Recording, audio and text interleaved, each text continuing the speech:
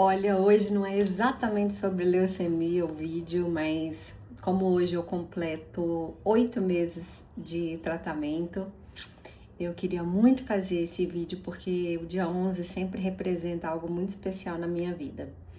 Você deve pensar assim, poxa, mas tá completando meses de tratamento sem encarar isso como uma bênção?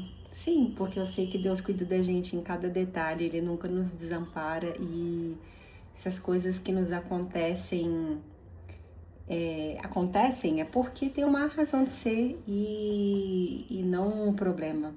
Eu sempre ganho, seja porque é algo positivo e se for algo que as pessoas encarem como negativo, na verdade é lição, é aprendizado, então também é positivo. Então, tudo que nos acontece sempre é uma bênção. E interessante, né? Porque foi no dia 11 que eu descobri a doença, 11 de novembro, quando eu coloquei no chat GPT. Dia 11 de dezembro foi quando eu iniciei o tratamento e foi quando eu fiz o meu primeiro PCR-ABL, né? Fiz ali o exame de medula também, a biópsia. E agora no dia 11, hoje completando 8 meses, eu queria mostrar para vocês esse documento aqui, que é a escritura do meu apartamento. Ai, gente, que conquista, que coisa boa. Ele ainda não é meu propriamente dito, porque tá alienado ao banco. É isso, né, minha gente? Tem que entrar no financiamento para poder ter direito à moradia. Nem sempre a gente consegue tudo assim na bucha. Mas eu queria compartilhar isso com vocês, porque hoje, dia 11, a moça que acabou de trazer aqui para mim a escritura. E isso aqui é um marco muito bacana, porque isso simboliza para mim recomeço. E é interessante porque essa semana também eu recebi um presente lindo de uma amiga, um brinquinho da empresa dela, que ela está começando, e IP Acessórios, né? E fala exatamente sobre recomeços. Então foi tão simbólico porque eu recebi no dia que eu me mudei para essa casa, né? Que foi na sexta-feira agora. E então eu tô nesse espírito aí de recomeço, uma casa nova, com a saúde restaurada. Eu digo restaurada porque quando eu tava com imatinib, eu tava muito sem saúde, no sentido de muitos efeitos colaterais, me sentindo muito mal, muito para baixo. E quando eu mudei pro dasatinib, que tem exatamente 3 meses agora,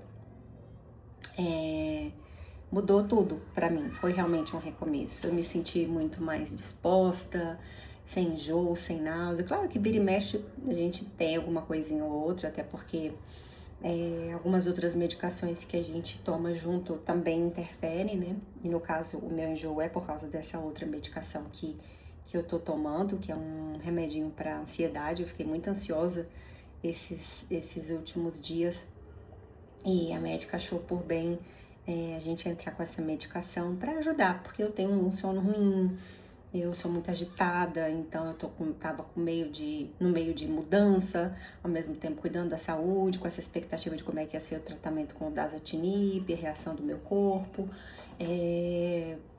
trabalhando ensandecidamente, um ritmo muito, muito puxado, então muita coisa acontecendo. E aí, às vezes, a gente precisa dar um passinho para trás, que na verdade nem é um passinho para trás. Se cuidar é sempre muito, muito bom. E cuidar da saúde mental também. Eu digo passinho para trás porque muitas vezes as pessoas podem achar assim: ah, porque tá tomando mais um remédio, tomar remédio é ruim.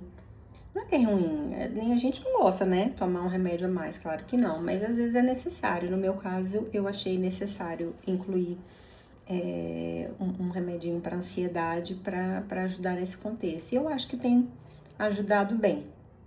Eu continuo ansiosa, né? Mas a gente não deixa de ser quem a gente é. Mas ele dá uma equilibrada, isso é muito bacana. Tudo isso feito, claro, com orientação médica, porque não dá pra gente se automedicar, né? É um risco muito grande. Eu tenho visto muitas pessoas tomando, por exemplo, Monjaro. E o monjário sobrecarrega sim o fígado, né, pessoal? Então, tem indicação, tem que ter acompanhamento. Não dá pra pessoa simplesmente, tô gordinho, quero perder uns quilinhos e pá, mandar um monjário pra dentro, daqui a pouco tá com uma pancreatite, né, piora aí o estado de saúde por causa de uma coisa boba, porque não quis procurar um médico ou quis se automedicar sem acompanhamento. Eu acho isso bem imprudente, mas cada um sabe de si.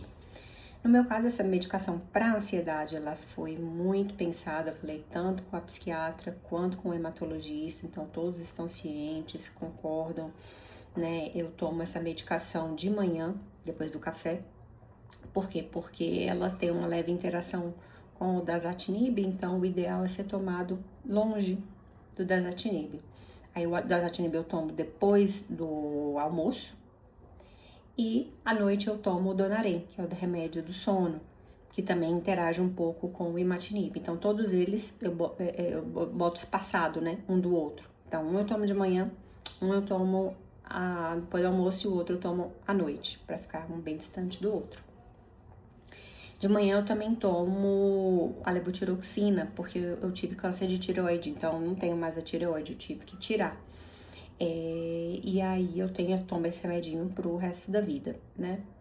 Então, tenho aí a minha saga dos meus 4 remedinhos obrigatórios: levotiroxina, Virtuoso, dasatinib e Donarém.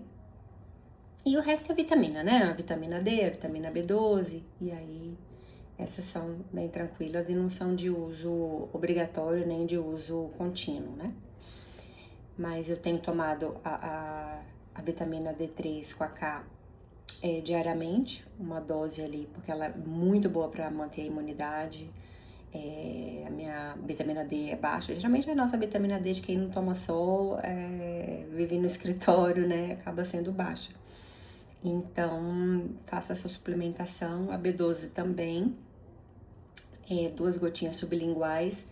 Mas, de novo, pessoal, tudo isso com orientação médica, né? Você fala assim, mas é só vitamina, não tem problema. Tem sim. Porque se você coloca muita vitamina, além do que você necessita, primeiro você vai estar gastando dinheiro à toa. Segundo, algumas vitaminas pode ser que interajam e pode ser que sejam desnecessárias.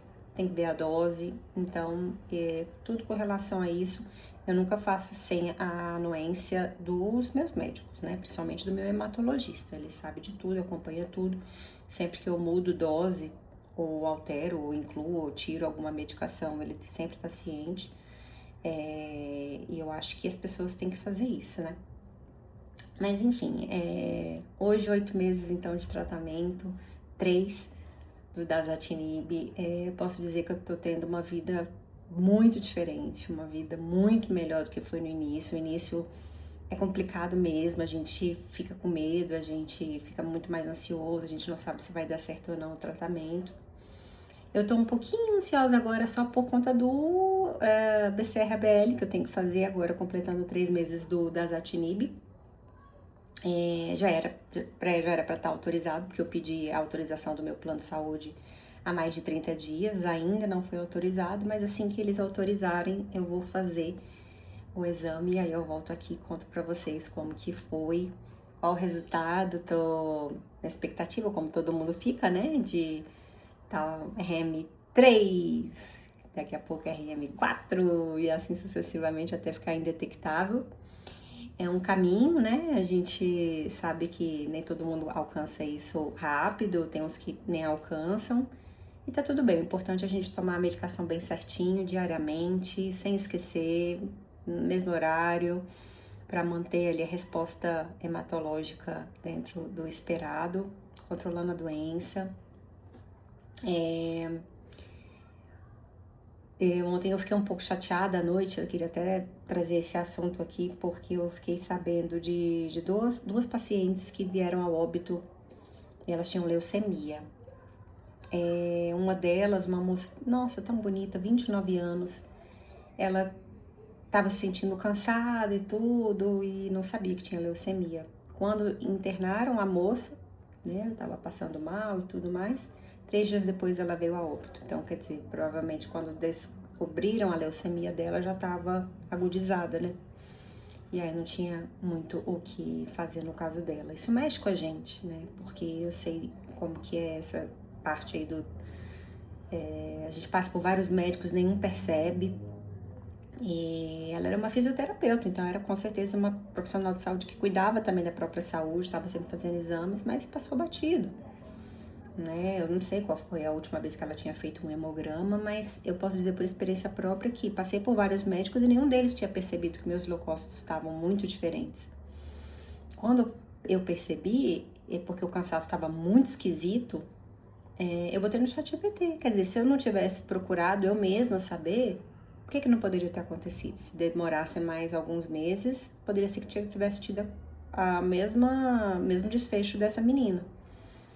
E aí a gente fica pensando, né? Caramba, imagina quem não tem acesso ao tratamento, quem tá fazendo tratamento, às vezes no SUS, que não tem uma dificuldade de conseguir uma primeira consulta, ou passa por médicos que não são legais, que não dão atenção, ou que menosprezam a situação do paciente. Ou até na rede particular mesmo, que foi o meu caso, né? Fui na rede privada e mesmo assim os médicos, não é nada, deve estar cansada, deve ter sido uma gripe quando você colheu o exame. Então, assim, muito descaso, muito despreparo, né? E isso assusta a gente. E o caso da outra moça, essa daí, poxa, ela era uma pessoa que simplesmente negligenciou o tratamento. Ela não tinha uma continuidade. Às vezes tomava, às vezes não tomava, então ela não tomava certo. E perdeu a resposta hematológica e veio a óbito. É complicado isso, né? Porque assim, você vê duas situações totalmente distintas. Uma de uma moça que, sabe, ela participava do grupo da igreja, era super engajada, era uma profissional de saúde, uma menina nova, bonita, cheia de vida, cheia de vontade de ajudar as pessoas e fazer acontecer e, puf, brevemente, não tem nem a chance de se tratar. E outra pessoa que descobriu, tinha tudo para fazer o acompanhamento certinho, tomar a medicação, a única coisa que ela tinha que fazer era continuar o tratamento. E sabem por que ela parou? Porque às vezes ficava enjoada, às vezes o tratamento era cheio de efeitos colaterais. E, gente, às vezes é sim, eu não vou falar que não é. Vocês viram o tanto que foi sofrido para mim no início do tratamento.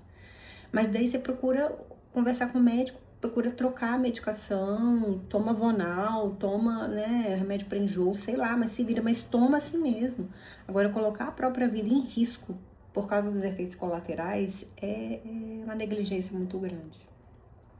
E no grupo do WhatsApp que eu tô, de pacientes que têm leucemia, eu vejo... Gente, deixa eu só fazer um negócio no computador rapidinho enquanto eu falo aqui com vocês. Desculpa, foi o computador se mexendo. E outra coisa que é muito complicado é que eu vejo pessoas lá no grupo, que a gente participa do WhatsApp, de portadores de leucemia, que são pessoas que também têm total descaso. E eu fico pensando assim, gente, é questão de tempo de acontecer isso com essas pessoas também. Porque, tá bebendo, esquece, não tá nem aí. Cara, como assim a pessoa vai ser negligente desse tanto com a própria vida? Na boa, não faz o menor sentido pra mim, sabe? Eu acho que a gente tem que se cuidar demais e eu vejo lá, assim, a dificuldade que as colegas que são acolhedoras da Abralha fazem um trabalho voluntário.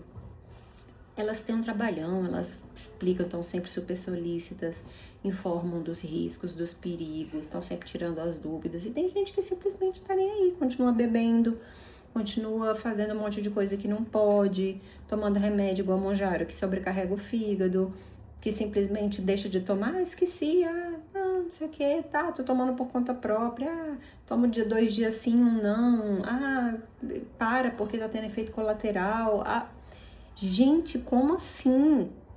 É a sua vida, né? A nossa vida é um presente, Deus deu para nós, é emprestado, sabe? A gente tem que partir do pressuposto que só tem essa vida. Se tem a vida depois daqui ou não, eu não sei, mas o fato é que o que a gente tem de concreto é essa vida aqui, então a gente tem que cuidar, sabe? Não negligencie o tratamento. Eu tomo minha medicação todo santo dia, né? Faça chuva, faça sol, tento sempre estar bem assim, alerta a tudo que eu como, a tudo que eu bebo. Não bebo bebida alcoólica, sabe? Tento levar tudo o mais a sério possível, porque eu quero muito ficar indetectável. Quero muito mesmo entrar em remissão. Então, se eu não fizer a minha parte, não tem chance disso acontecer. A única chance que eu tenho é se eu fizer a minha parte, porque do contrário, é realmente só um milagre, né? Deus pegar e falar, tadã! Mas até Deus diz, né? Faça a sua parte que eu te ajudarei. Então, assim, não dá pra gente simplesmente fechar os olhos pro que tá acontecendo. Eu sei que eu trouxe vários assuntos aqui, mas hoje o intuito é realmente de agradecer por essa conquista da escritura da minha casa, celebrar esses 8 meses de tratamento, alertar vocês para essa importância de tomar a medicação certinha, tendo ou não efeitos colaterais. Se tiver tendo efeitos, converse com seu médico, veja que maneiras você pode fazer para contornar. Se não estiver dando certo, troque a medicação, não tenha medo disso. Eu troquei para o Dasatinib, estou maravilhosa, estou super bem, graças a Deus. Então, é possível, sabe? O que não é aceitável é a gente se deixar de lado, é a gente se abandonar, é a gente não valorizar o que a gente tem de mais importante, que é a nossa vida. Então, por mais difícil que seja, se exercite, passe um pouquinho cada dia, tome seu remédio direito, vá às consultas médicas todas, procure ajuda, procure acolhimento nos grupos de apoio com a família, com os amigos, na internet. Faça a sua parte e o resto vai ser só sucesso, tá? Tô aqui porque vocês precisarem, queria compartilhar tudo isso com vocês. Então, são só 8 meses de tratamento, mas espero que seja breve esse tratamento, né? Mas enquanto eu tiver que tomar meu remedinho, vou tomar religiosamente. E tô muito feliz com os meus resultados, muito feliz com o meu recomeço, com a minha nova vida, com a minha casinha nova. E espero muito trazer mais notícias boas para vocês aqui, tá certo? Um beijo carinhoso no coração de cada um de vocês. Até a próxima.